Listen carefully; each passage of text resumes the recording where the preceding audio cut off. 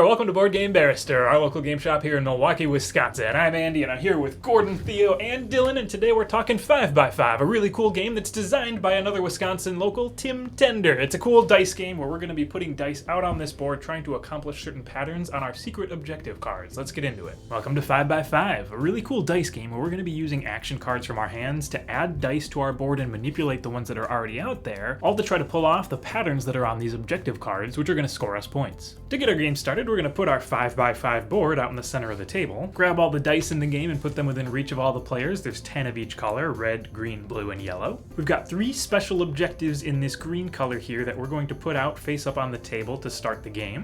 Then we're going to deal each player at the table 4 of these action cards and 3 hidden objectives that they're going to keep face down in their hand. Last, we're going to put out 3 face-up actions in our replenishment area here. The game starts with a roll-off. The player who can roll the highest number on their die is going to be our first player, and they're going to get us started.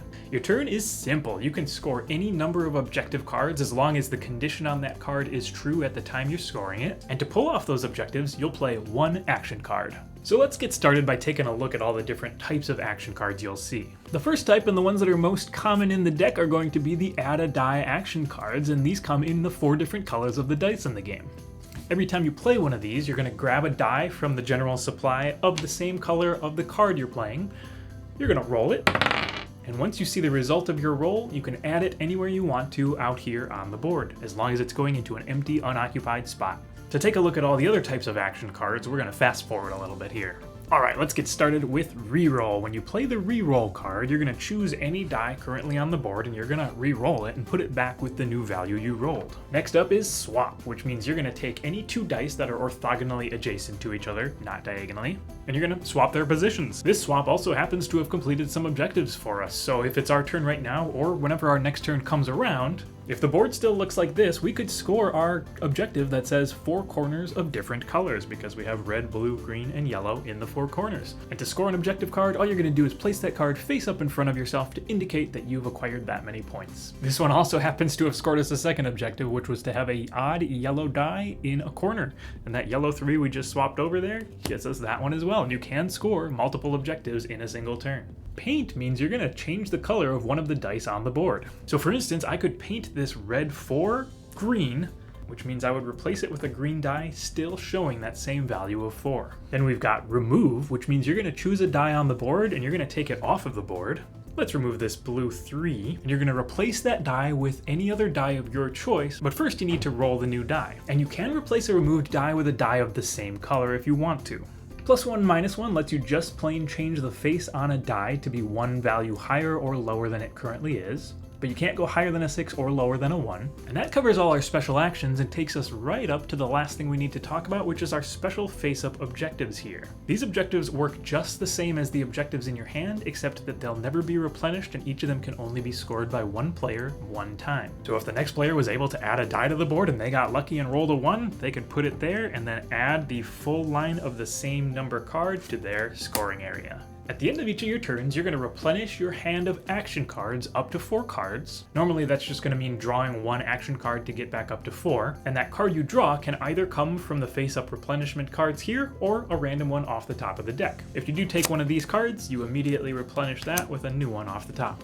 And then you're also going to refill your hand up to 3 objective cards. Now in the rare scenario that you feel like your hand just has nothing going for it and you'd rather throw it all away and start anew, you can do exactly that. When it comes around to your turn, instead of taking any actions or scoring any objectives, you can't do either, you can discard your entire hand of action cards and as many objectives as you want to. And when you use your turn to do this special discard, then replenishing at the end of your turn works exactly the same way. You're going to draw all the way back up to 4 actions, and as many of those cards as you want to can come from our replenishment area here. And then you're going to draw objectives until you have 3 in your hand. We're going to keep on placing dice, swapping dice, re-rolling dice, painting dice, until a player's turn comes where they place a die in the final unfilled spot on our board and we have a completed 5x5. At the end of that player's turn, they can play any more objectives from their hand that are currently completed, and then everybody else at the table, rather than taking another turn, has one more opportunity to play objectives from their hand that have been completed since their last turn, so objectives that are currently true and fulfilled. And after that, the game ends immediately. We're going to count up the points in everybody's scoring area from their objective cards, and whoever has the highest score is our winner. Alrighty, this was our first time sitting down to 5x5. We played with 4 players today, and 4 players was great. It's nice the game moves along at a really good clip. Because you can only play up to 1 action card on your turn, each of your turns is a pretty simple attempt to complete one of your goals and objectives, and then you're moving on to the next player. There's more intrigue than that because a lot of times you're scoring bonus objectives on your turn, but it's not like that takes extra time. So we rate this at probably 20 to 30 minutes, and the only variance you're going to see in that time limit, no matter how many players you have at the table, is how aggressively people feel like placing new dice out onto the table. A lot of the special actions you're going to be taking are not actually generating new dice, and because the game ends when the board fills up, every time you roll a new die out onto the table, you're progressing the game toward the finish line. And you're really invested in what people are doing because you are hoping that they might either complete one of your goals or help you along with one of your goals. There was a time in our game that we filmed where what I did on my turn entirely depended on what someone else did, because either someone was going to add a yellow die, which was going to allow me to complete an objective, or I was going to have to discard some cards because and it really created a nice fork in the road. So you're really invested. You're invested regardless of whether it's your turn or not, and it moves along really quickly. Yeah. I mean, I completed a bunch of Andy's objectives. Yes. This was our win. Yeah. And to be honest, that didn't even feel bad. It was cool seeing them lay all the cards down, despite the fact that I was the one that helped them. Kind of creating combos off of combos with all the objectives they completed. It was really neat. Yeah. You don't have it. Oh. Why'd you? Oh no. Why? Theo. 3 touching to the same number. He's on the board. My good dear friend Theo. We've got an even green in a corner. We've got a full line that equals 25. What? Oh Straighter, my and we've God. got the +1 -1 for the straight. I also will admit, even though I wasn't really in the game, Dylan was down there with me for a while, and then in the final few moments jumped up to second place and gave Andy kind of a run for his money, which was really cool to watch. If you didn't get that 5 and I got my 4, I would have won, but I couldn't beat you at the end. Yeah, really a photo finish there. Yeah, really close, really close.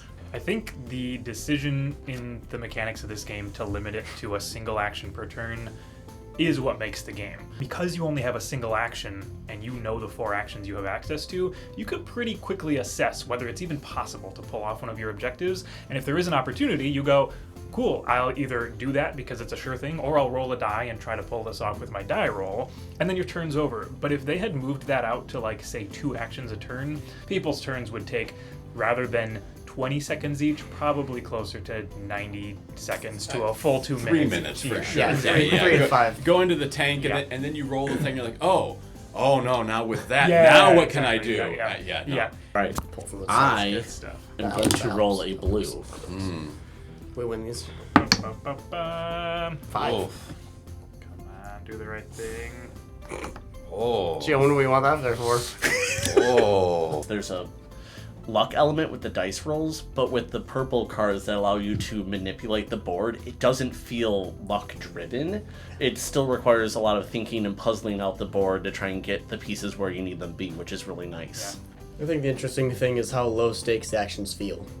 Like the whole time I was playing, I would make an action and I didn't think about anybody else taking advantage of it. It all felt super low stakes and it didn't feel like you had to really put your nose to the grindstone to make the right decision. It didn't feel like that at all. It felt pretty clean, pretty easy.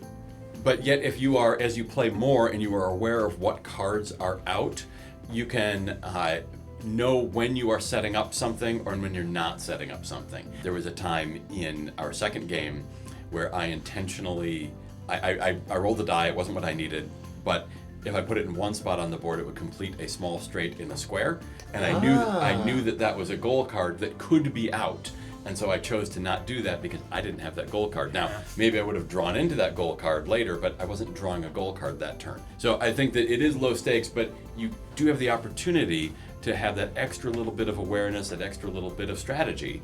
Alrighty, I think that does it for 5x5. Thanks so much for joining us for this one. We had a really good time with it. We hope you had fun watching. As always, hit that like button, leave a comment if you got one. We love reading those, and subscribe if you want to see our new videos every single week when we post those. We've got 5x5 in our online store. You can check that out. There's a bunch of other cool stuff in there. And that's all for this week. We appreciate you joining us, and we'll see you next time.